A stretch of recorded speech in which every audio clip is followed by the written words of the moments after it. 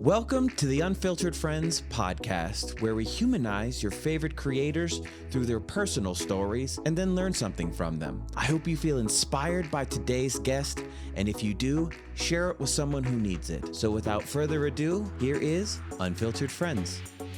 Hello, Unfiltered Friends. Today we have on Allora, who is what you would call a late bloomer, and I know she's not the only one. She's in her 30s, never kissed, never had a boyfriend, never been on a date, which, by the way, since this interview happened, a lot of that has changed. So what I have is essentially the last moments of a late bloomer, and hopefully this makes you guys feel validated and gives you hope for the future. Please check out her social media to get updates, even though she's given it up for Lent. And if you really enjoy this podcast, make sure you share it where you can and support me on Patreon, which is how I keep this podcast going. Patreon.com/unfilteredfriends. And here we go. Hi, Allora. Hi, Chris. Hi. How's it going? This happened so rapidly, and I'm really stoked on it because I feel like this is a subject that you don't really hear talked about very often. I mean, you give me your perspective on that. Do you have other people who call themselves late bloomers is there a Facebook group or something like that? Or is everyone just kind of quiet about it? So I feel like the reason some of my videos are blowing up is because there's so freaking many of us, but we've been out here this whole time thinking we were flying solo as super freaks. So we just didn't know.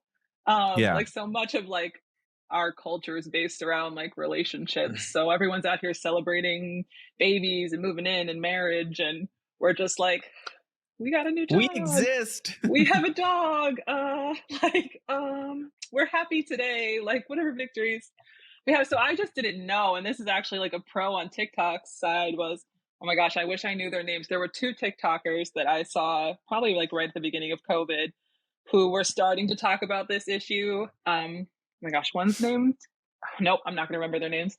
I'm not that cool. Oh my gosh. But they both, I had literally never, I'm 32 years old. I had never even heard someone use that term before. I had no idea people existed. I've come to find out that, there's a Facebook support group for late bloomers out there. Come to find out there are other TikTokers besides the two that were so influential. I can't remember their names. So influential, but horrible with branding. It's fine. I'm one of those people that will love a movie or a book, but I could not tell you who was in it or who the book was by. So I just can't remember what their names were. But it was just something I'd never talked about with anyone. Literally, I just was making the videos being ooh, my closest friends and family members will know. I didn't really expect the whole internet to want to know as well. So why don't we, for those of you who don't know, explain what we're talking about. You who you are, where you're from, and what is a late bloomer? Well, my name's Allora Dannon. I'm from Western New York, which I only say because I don't live in the cool part of New York. Everyone says New York and they assume New York City. They do, literally wherever you go, not cool like that.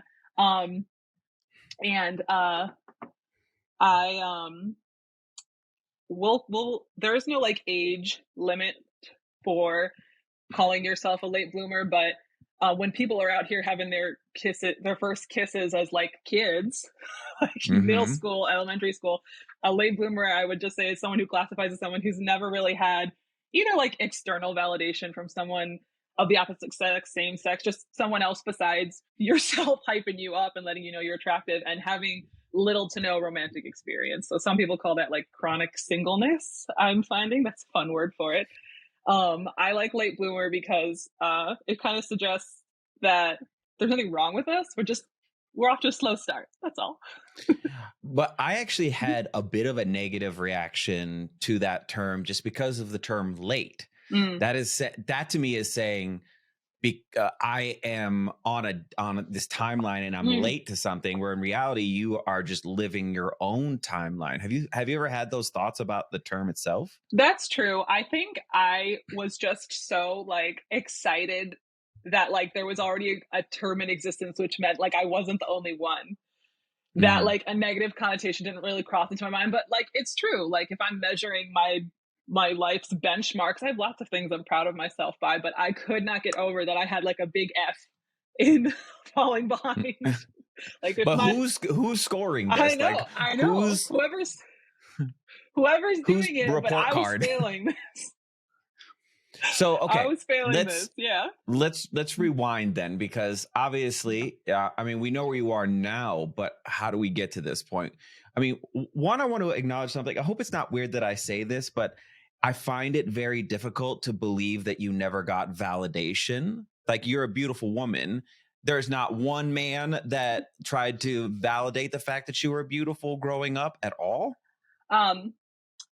No. I mean, like, I have like the nicest father. He has told me before I could be a model, but like, do not great dads say things like that to their kids. Like, I mean, don't know. Look. So like, I feel like parent compliments are off limits, but to be fair, I like to say about my own personality, I'm very much like an extroverted introvert. I take time to defrost, like out in the wild. So like, yeah, my mom makes fun of me all the time for like having like a do not approach sign permanently stamped to my forehead. So I will admit, my resting bitch face is strong, like, you know, out my day to day. But also, if I had ever heard someone interact with me in any way, I would have just evoked an immediate fear response. Like immediately, like, oh my God, I'm not invisible. Someone's noticed me. There's so much, like, I feel like danger, like as women, we're really taught to like be aware of your surroundings and who's interacting with you. So unfortunately, even if you do receive a compliment out in the wild, you're not always taught that that's a good thing. like to run. It's been such like like, I would say that I am a decent human and a decent man, and I watch on dates like the amount of like analysis and thought process that goes for something as simple as like, you get to the end of the date and like it's come time to pay, and I like, if I took you out, like I'll pay for the date, and I watch the anxiety, because a lot of men have treated, so for the price of this hamburger, I now get access to your body. Yep. And by the way, that's a really low rate. First, second, like, I understand where it comes from though, because a lot of people do feel that way. You talk about immediate fear. When did that fear start? Is it beyond just you were told to be cautious, or did something happen? Nothing. See, this is what I feel, you know, like if you've had like a fairly decent life, like nothing really bad has ever happened to you. Not a lot of people can say this. It's sort of a privilege. This is not a trauma response. Like I had a lovely childhood, a lovely young adulthood. So it's hard to pinpoint when my fight and flight kicked in for this. And I think it's just in general, things that cause me anxiety, I avoid. Like it's as simple as that. So it started off as like seeing everyone around me. I'm the oldest of 10 kids. 10? 10. My parents are crazy. Half are Good adopted. Lord. So literally they had, okay. you know, they had like 5 kids, and they were like, you know what, we're not done with this story. We're going to keep going. Let's bring in some more. And like, when I say like to be the oldest sister too, most of them are girls. There's 8 girls. Literally, even my youngest sister, who's 16, has had like 3 boyfriends in the last year. And I'm like, where did you learn this skill set? Because if there was a class, I missed it. And I feel like if you just don't, like, anything new is scary. So my brain along the way was like, okay, so dating is scary. You don't know what to do. You don't have this skill set. So just along the way, I just started to learn to avoid it. Like I would download a dating app for a couple weeks, get really overwhelmed with either nasty messages or nice ones, but either way, they're scary. And then, like as time went on, I was just like, okay, well, if I can put my energy like into anything at the end of a workday, right? Like if I could create something that's going to bring me joy, or listen to music, or bring show, why am I going to invest in something that has no guaranteed outcome of success? You're most vulnerable when you're dating in every sense of the word.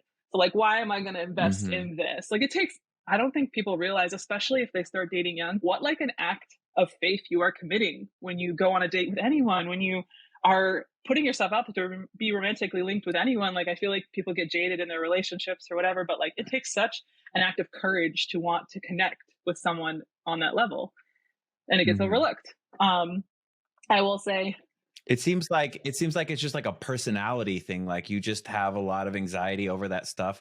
But the only way that you're going to know that you're okay is if you do take that leap. So it seems, I'm going to just reiterate this again. I refuse to believe that men have never tried to flirt with you. I'm sorry. I'm assuming that you date men. Is that a safe assumption? It's a safe assumption. Okay, I apologize. I should have clarified. I'm like that. a zesty straight, and I wish to God I was more like firmly like in the court of dating women, because the amount of beautiful women who have asked me out in the last 2 weeks, my God. But like, zesty straight.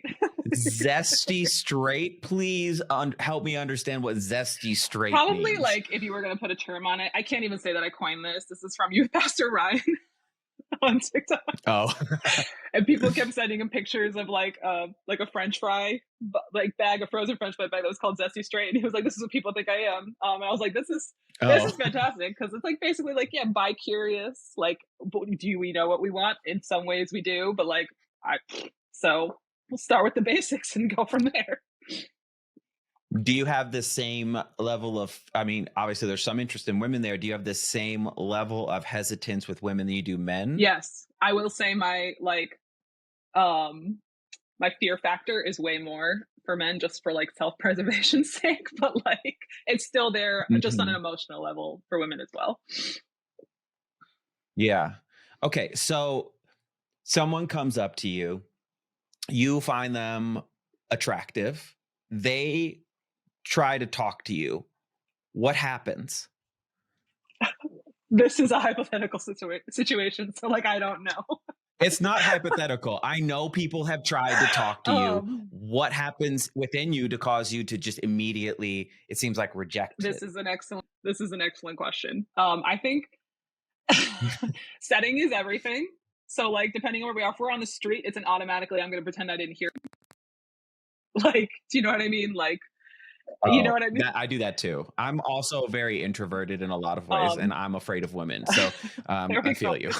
I keep telling people we'll be terrified together. Like, clearly we're not accomplishing anything in our comfort zones. So we're just going to bust out of them. But like, when I tell you, I cannot even bring up a memory of this happening. Okay. Like, I cannot bring up a memory.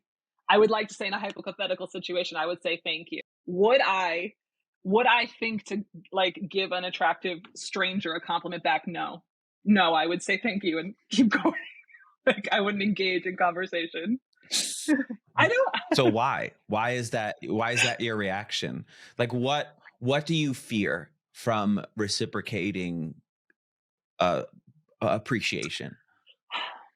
I think, okay, that like, rejection is too simple a term, so I don't know exactly. I will say I have been in love exactly one time, and it was an unrequited love. Okay, but this person was my best friend, and he enjoyed having sort of like a cheerleader, like constantly adoring him. So we did not break it off even after feelings were admitted. And I hated that I let myself just kind of like linger. And I feel like a part of me is like, I was willing to sacrifice anything to make that work, because I was convinced this person was like the love of my life. He clearly didn't love me back, but like, it was like a years long thing, or at least 2 years. So I feel like a part of the hesitancy is, okay, well, you have put yourself out there once before. You were honest with one person before, and they didn't necessarily take advantage of it, but they knew what was going on, and they let that go on for too long, and I let it go on for too long. So I'm like, do I have the common sense to preserve myself in a way, like to preserve my mental well-being, my physical well-being, if like love can swoop in and just knock you completely off course? Like, do you think it's possible that the reason you entertained this person in particular is because it was unrequited and there was no risk? Maybe, but at the time I didn't know. By the time I told him I really had feelings for him, we were really close. So like, it didn't even cross my mind. I was like, oh, this is how it happens. Like, I at that point was 24, 25. So it was already a late bloomer situation.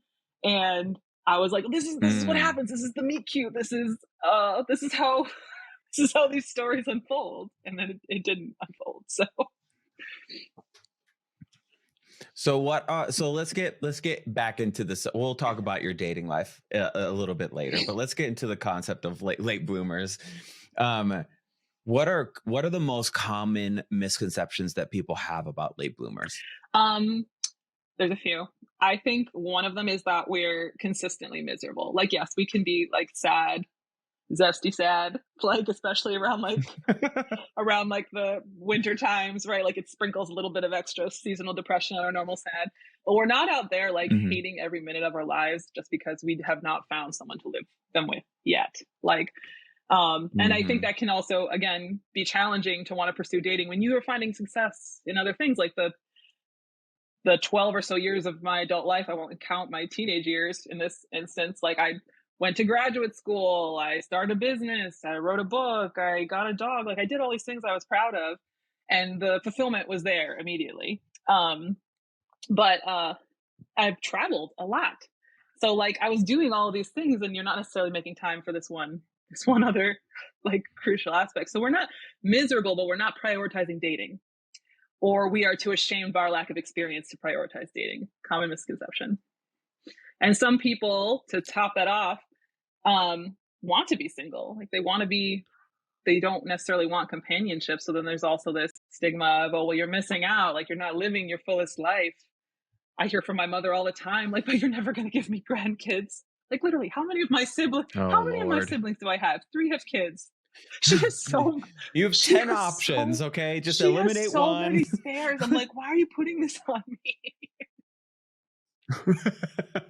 I think because there is this whole idea of like what the timeline is for what you should be doing. And that's why I love saying the phrase don't should on people, because that's none of your business how someone else lives their life.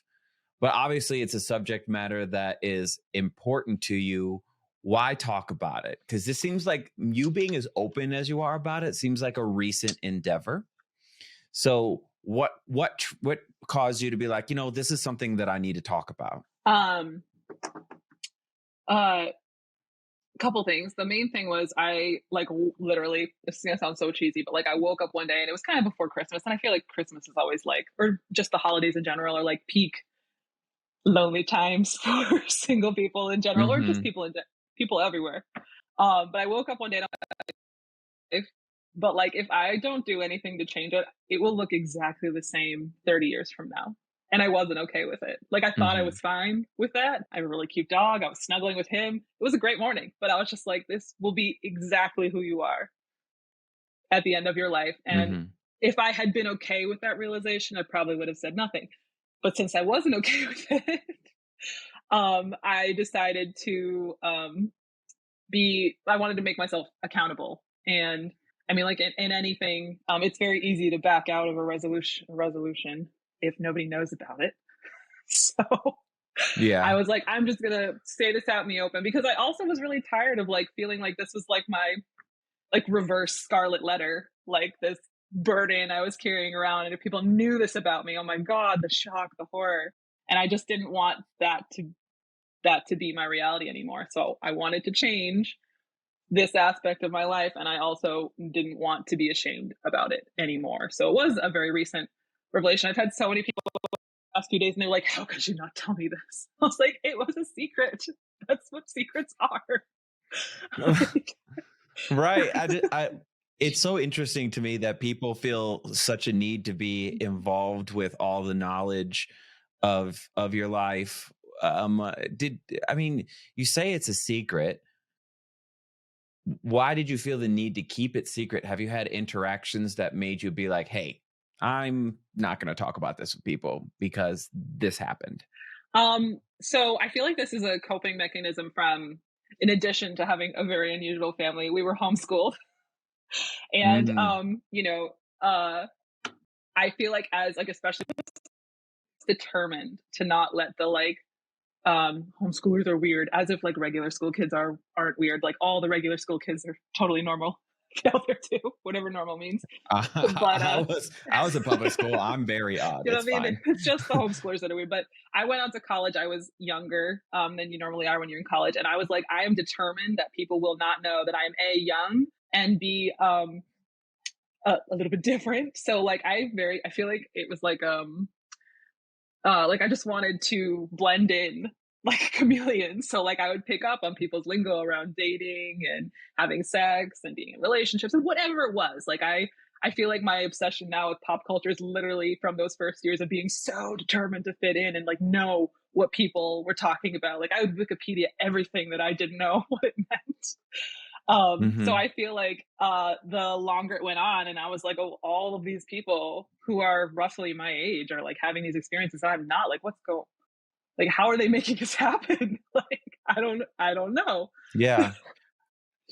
I mean, would you say that you being homeschooled did affect your knowledge of how to date and what dating is like? How did you educate yourself? Because it seems like you probably educated yourself at some point, because it's not like you were a recluse, or at least I'm assuming that you weren't. So then all of a sudden you're like launched into this public space, and was it culture shock, or did you have ways of educating yourself prior to going to college? No, I definitely, my parents were very hands-on about dating, about sex. We were very much, they wanted us to approach relationships as like forming like a partnership with someone. Like this isn't just for a good time, this to matter to someone. So it does definitely put like a little bit of pressure on having just dating for fun. Like that's still like a foreign concept to me that I'm trying to embrace. Cause I'm not out here looking for a husband right now. I'm just like out here looking for a good time. Like, yeah. But no, so like it was they were very, it was like a very like, I don't know, open conversation, open dialogue. But, I was like 15 when I started college. So, it was, pause. What? It just wasn't. You were 15? It's not even like a bragging thing. It was just like, that's what happened. So like you didn't know. How? No. We're not going to glaze over that. How do you end up in college at 15? So it was, I really like to read. And my mom was like, let's just see if you can pass like a community college entrance exam. And like I did really well. And she was like, Allora, do you want to go to college? So it's like, I mean, okay. We didn't try for it. It wasn't like a goal. I would not call myself exceptionally bright. But like I did community college for a year and then transferred to a state university after that. So like my high school Do you think years, maybe that's an aspect of the late bloomer stuff? Definitely. Is like you were could be always such a different age than the people around you. Like, yeah, you had the intelligence, but did you have the life experience to interact with people who were like, 3-4 years older than you? It's true. And I mean, like I immediately was able to like, make friends. Like all of my friends are older than me now. Any of my friends that I'm still friends with college, they're all older than me.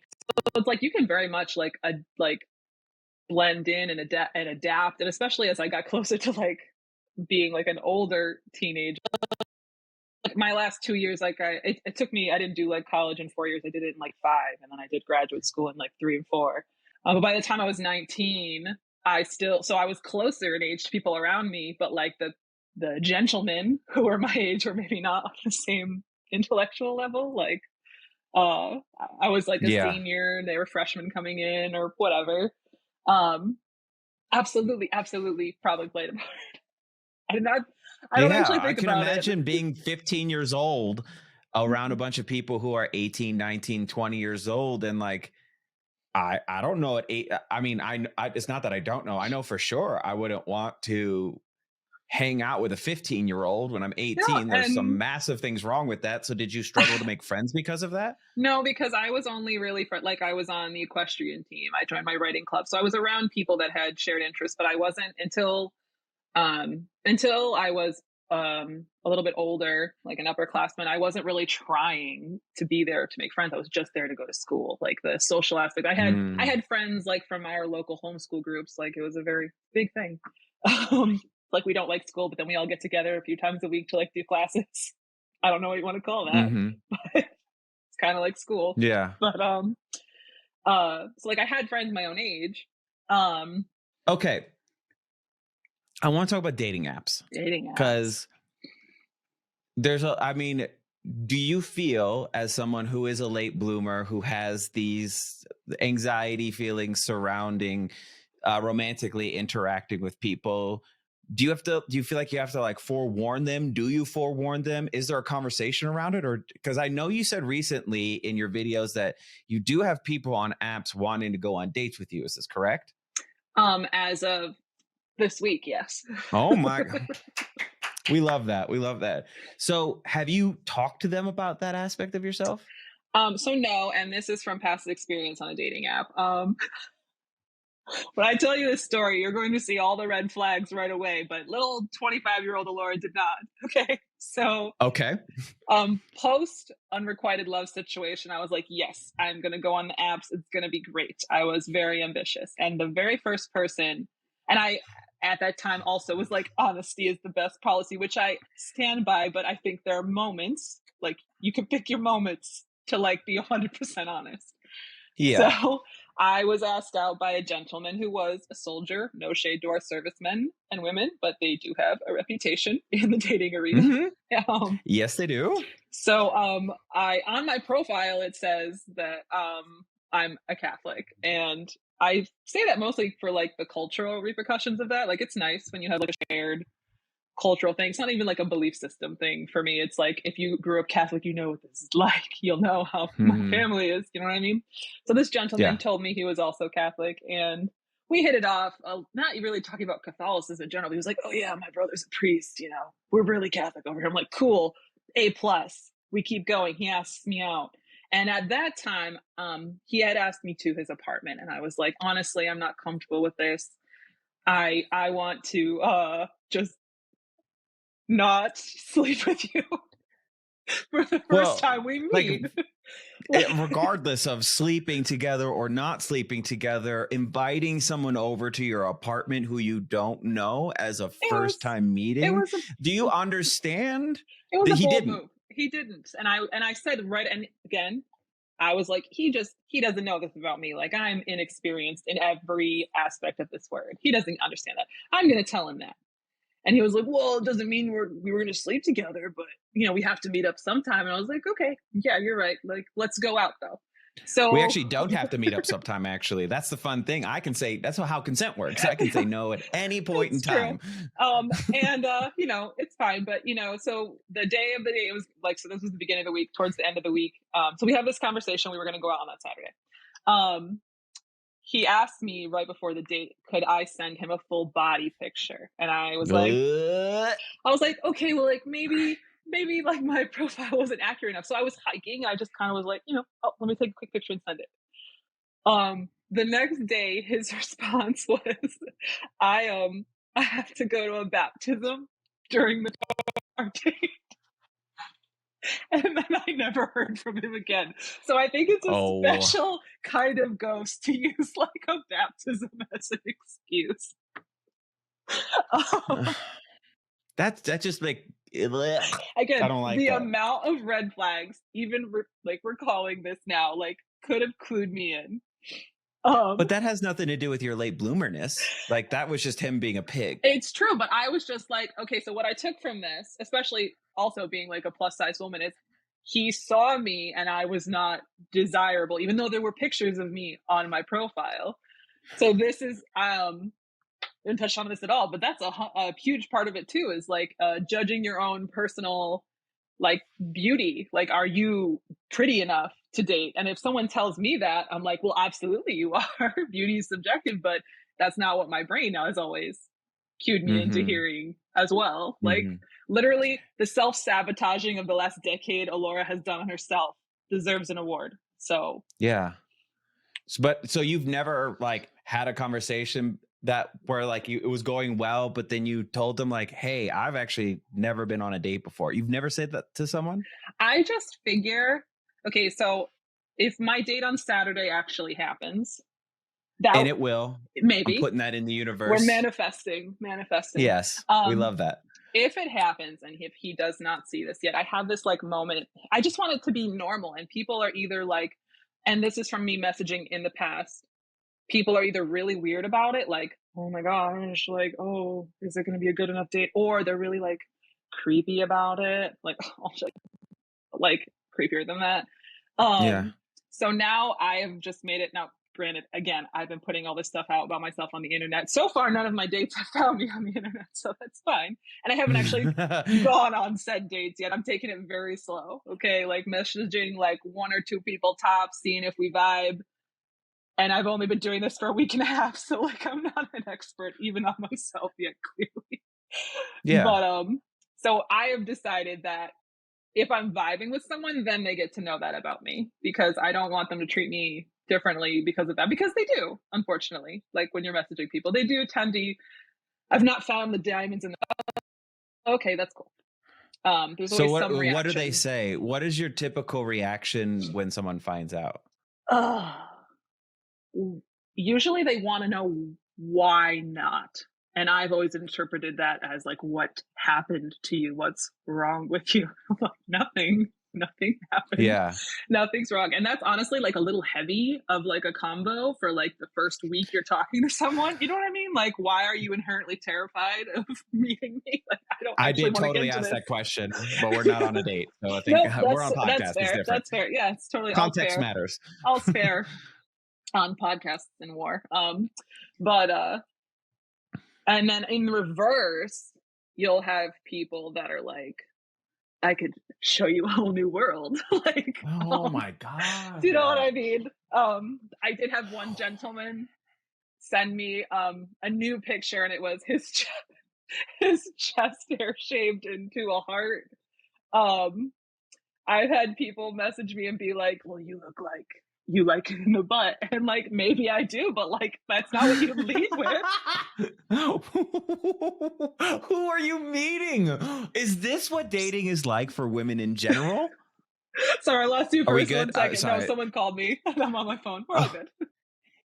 Is this what it's like for women dating? They're like, you look like you like it in the butt? What like, in the world? Like, where are they birthing these people? Can we upgrade? I will say one of the most recent gentlemen, we nixed that. When I told him, he was like, okay, well then immediately, like the conversation immediately shifted to, do you want kids? And I was like, no. And he was like, well, can I change your mind? And I was like, no, here are all the reasons why. He was like, well, we could have a lot of fun trying. And I was like, again, no. And he was like, well, multiples run in my family. You would only have to get pregnant once. And I was like, how did we jump from this to let me impregnate you? So I was actually a dating coach for a while, and my clientele was 100% women. And with the reaction I'm having right now is what I would have to internalize when I would talk to them, because that behavior is so far from anything I would ever do that it doesn't seem real. But then you hear it enough times, you're like, oh, this is very real, you know, and it's unfortunate. And I wish there was something I could do the only thing I can do about that is just not be that. Yeah, that's a good step. If more people just made that personal decision, there would be more good people. Oh my God. So I've just decided in general that, like, even though I am an open book in many areas of my life, when I'm dating someone, they can proceed to like the various pages. Like they might find out something about me on chapter 3 that they wouldn't get from the first page. Yeah. Like we can progress. We don't have to like spew every thought and feeling I've ever had in a first encounter. And if they proceed to the next level, then we can continue in the next level. I want to shift to another thing, but I want to address kind of what we were talking about. My personal feeling on it is you don't have to tell someone until you know you're going to see them again that you're a late bloomer, because it's not an issue. Like, to me, It's not something you have to warn somebody about. So like, don't. They either get it or they don't. They see you or they don't, and they can kick rocks. So you are a writer, correct? Yes. What kind of stuff are you writing? Before, like up until this point, I wrote kind of what they only allow you to write in college, which is like domestic fiction. They want you to write the powerful emotional stuff that happens in the real world. It's pretty much what most creative writing, which is what my degrees are in, most creative writing English degrees, they only want you to write that. That's what I wrote. and I was published in some literary journals, which was fun. But it wasn't like what I loved to write. What I loved to write are adventure stories for adult women, because as much as I love like all things science fiction, fantasy, and I've read so much young adult literature, it isn't even funny. It drives me crazy that adult literature tends to be very depressing. Like apparently we only reserve hope and good times for the youths. And then the youths are having all these adventures, but they're never over the age of 21. Yeah.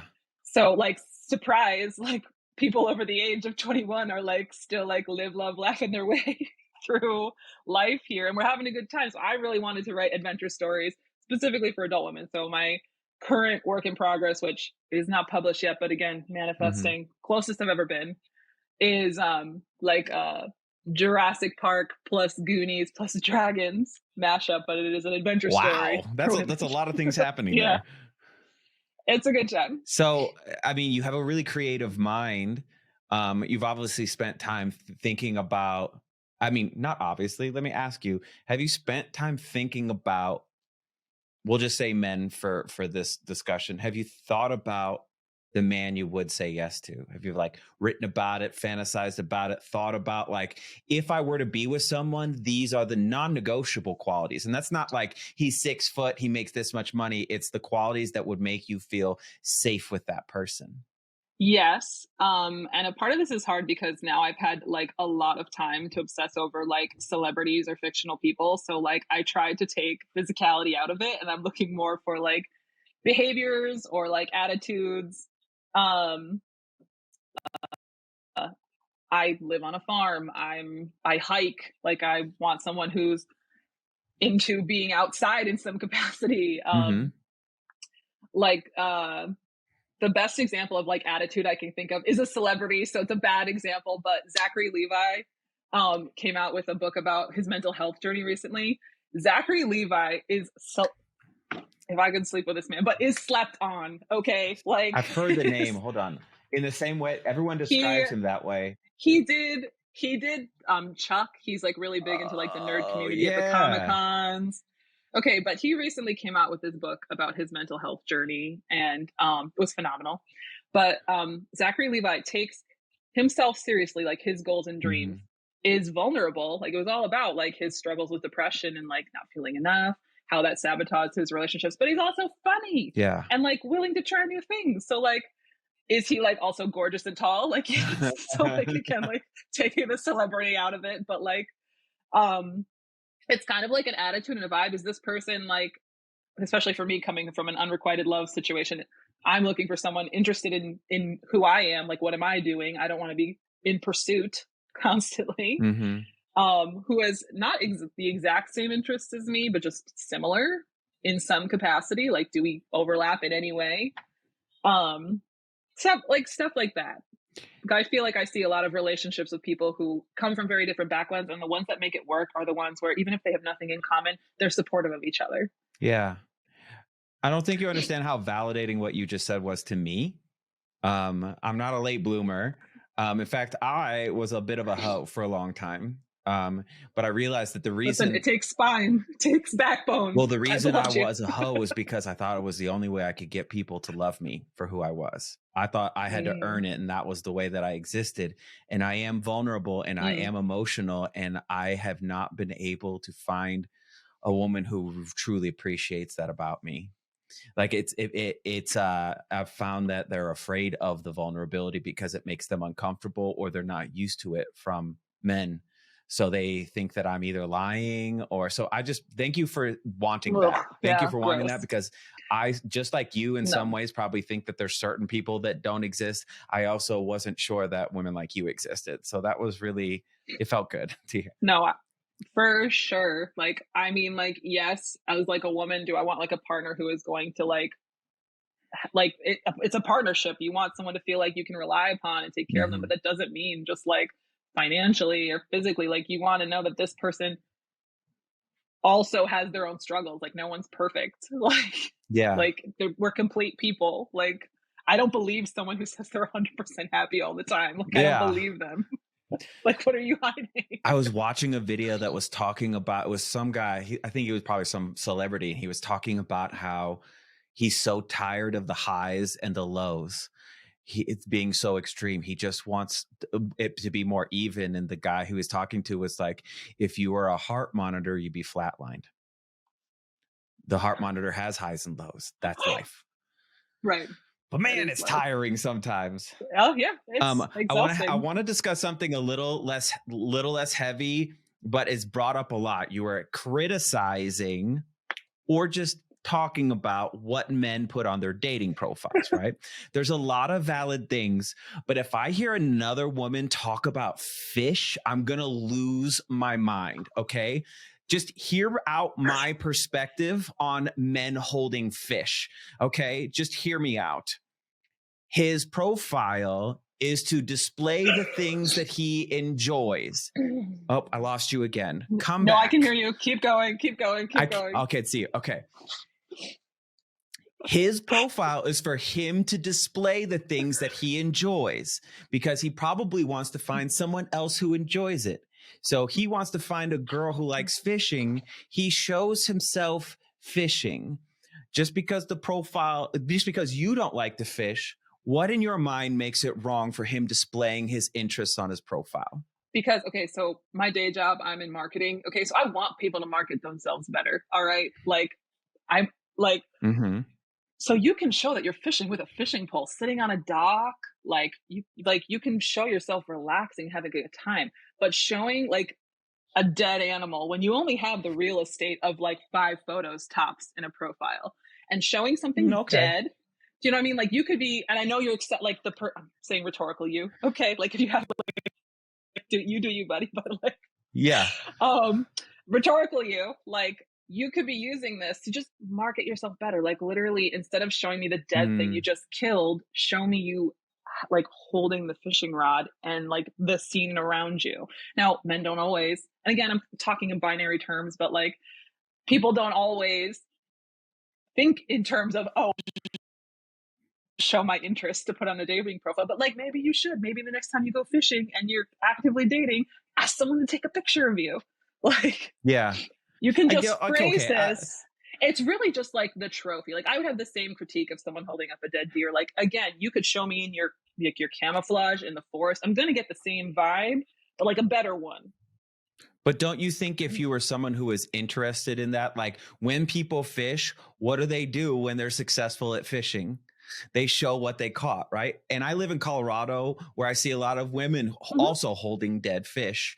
It's not, I guess it's kind of like a trophy thing, but I do understand like you feel that there's a more effective way of showing or a less off-put. But if you're a fisher person, so I'm trying to be non-binary here. If you're someone who fishes, you would get that would look like a trophy, but it would be impressive to you. I don't know. For me, I'm also of the camp, you do you. And if you don't like it, then move on from it. But what I'm watching happen is public shaming of people because their specific profile didn't match what that individual wanted. And that is where I kind of have an issue. The way you're doing it is a bit different for sure. I know. I would never, it's very important to me, like, and I mean, I'm sure if I actually end up going on these dates, I'll let them know, like, eventually I'm documenting things, but I'm not including anyone's pictures or names. Like, that's nobody's business. But to your point, I feel like you can look at it both ways. If that is something you're into, then you're immediately going to either weed out. And again, you don't need the whole world to like you. I just want one, please. Just one. Like one person. So you can look at it that way, but you can also look at it as people are making snap judgments on dating apps. Oh, that's why. Like I find myself guilty of this. You're either internalizing like, am I attractive enough to like this person? So you're fighting that. But then you're also like, okay, there are so many people on here. You're trying to weed it down. You're making instant judgments about people. Like I literally, I have swiped left on someone just standing there holding a beer bottle because I was like, is this your only hobby? Like, this is it? Like but don't you think there's also an aspect of like, that could be a conversation that you guys have instead of being like, obviously he's holding a beer bottle. He doesn't have any other hobbies. Don't you think that maybe that's a little bit of a leap on your end? Maybe. But again, if you're making snap judgments about people, you only have 7 seconds tops to get someone's attention. or just to like give them a glimpse of who you are. So like, should a fishing picture should be in, I am in no way qualified, okay, to speak on this topic, but just as myself wanting these gentlemen to market themselves better, I would like to see just like your face, like maybe your fishing pictures a few pictures down, but like off the get-go, not with a group of people. I shouldn't need to do math to figure out who you are. Smiling, ideally, likes to look less gloomy or scary. But so I feel like, again, I'm speaking to like my own personal taste. I don't like fishing, but so like I wouldn't be proud of the fish. I would be proud of like us having a quiet moment fishing in a relaxing setting in nature. But like that's literally just a matter of perspective, and that could change just from how you're presenting yourself in a picture. Yeah, I mean, to be clear, I don't fish, so I don't have a dog in that fight. I don't really care. What I do not appreciate is the need to publicly shame someone because their profile didn't match what you wanted. That's just gross behavior. I agree. To That's me. shitty. Just move shitty on. Behavior. Yeah. Just move on. Like they post these guys' faces and names and locations and get praised for it. And that is really ugly behavior. I don't like that. It's really awful. I don't like that. But yeah, what you're talking about. I don't even do that for the creepy people. No. When I did the coaching stuff, part of what I would do, because I've been doing social media as my job for 12 years. So like I understand marketing. I understand needing to get that like quick attention. What I was watching with a lot of the clients that I had was they were not putting their best foot forward either. Like there was a girl who had this like beautiful blue eyes, and her profile picture, her first picture, she had sunglasses on. I was like, that's one of your best features. So I think a lot of people, so I appreciate the way that you do it. I just get tired of people like feeling the need to like name and shame people. No, I get it. Yeah. No, I totally get that. Okay. So I do have a few questions from my Patreon people. And to be honest, because of capitalism, I have 9 minutes. Yep. And we're going to get it done in that 9 minutes. It'll probably take less than that. So Bad Mama Jamma says, did you choose this path? Was this a conscious decision, or is this how you felt internally with the late bloomer stuff? No, it was complete avoidance. Again, like my life strategy so far is to run away from things that give me anxiety. And like, have I gone to a therapist?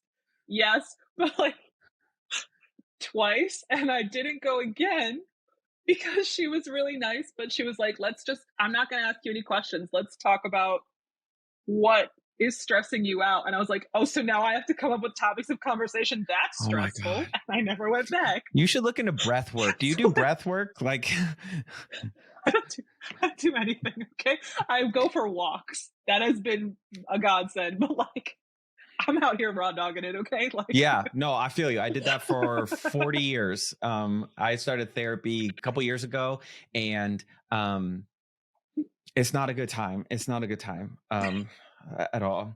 I'm like, in all the movies they ask you questions. You're telling me I have to just tell you what I'm thinking about? I mean, you kind of have to give them the info for them to help you. But like instead of communicating that to her, I was just like, peace. Okay. So it's definitely a pattern of behavior for me that I'm trying to break. I'm trying to break it. I want to stay friends if that's cool with you. And I want to be someone you bounce things off of if you're comfortable with that at any point in time. I give really good perspective. So if you ever want like perspective from someone, I'm actually very similar to, I'm finding throughout this conversation that you and I are very similar in the way we approach things. I love that. I love that TikTok is letting people know like we're not as weird as we thought we were, or there's just a lot of us that are equally weird. It's the For You page. You showed up for a reason. Yeah. Hallie wants to know, how often do you hear it'll happen when you least expect it, and what is your reaction? Yeah, there's what goes through your mind when they say that? I'm like, I'm not getting any younger. Like, I've been expecting to die alone since like I was 16. You'll have dogs. You're on a farm. You'll be good. Like, how much less, especially if you have any modicum of like self-esteem issues or like body image issues, like you're expecting on period to like it to never happen. Yeah. So like done plenty of that. So I try to be polite. It's not usually worth my time to like get into a debate with someone over why they're wrong. But like, I'm just like, Well, This is from Yvonne, who is very excited about this. She goes, how do you handle being in spaces where they may not know your story and say very damaging things around you, not knowing that they're in the presence of someone who struggles with stuff like being a late bloomer? Okay, so run away. Your cardio must be great. Again, it's all good. It's great. Again, this is about setting to me. Okay, so if you are on a date with someone, or if you are having a serious conversation with someone and you feel like it is worth an emotional investment of who you are, then I would feel comfortable approaching even a hard topic, like being like, this is making me uncomfortable. This is why, or this is why you're wrong. This is why, or might not want to say that on tape, but like, it's all about, for me, like, where are you and who are you with? Like, if I'm at the dinner table at Thanksgiving and like my relatives are ragging on me for being the only single person, is that like the battle that I'm going to choose? Probably not, for the sake of like peace. Mm-hmm. If I'm having an intimate conversation with someone, it's worth it to me to share that experience. So again, it's like picking your battles. Mm-hmm. For me. Like, some things you just, unfortunately, just suck up and swallow, like, which sounds way more sexual than I meant it to be. But you got that energy. It's okay. It's fine.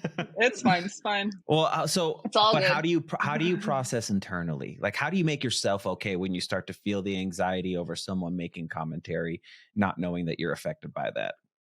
I like to decipher what is bothering me. Mm-hmm. And just because something says something that upsets you, it doesn't mean that they're right about you or about the topic. So like, any of the comments about like people being single that I've heard over the years, derogatory or not, like, because they have that opinion. And I mean, this is like mental work I'm doing. Like, just because they've said something doesn't make it true. Mm-hmm. Just because someone believes that doesn't make it true. So I try to like break down, do I believe this? If I believe this, why do I believe it?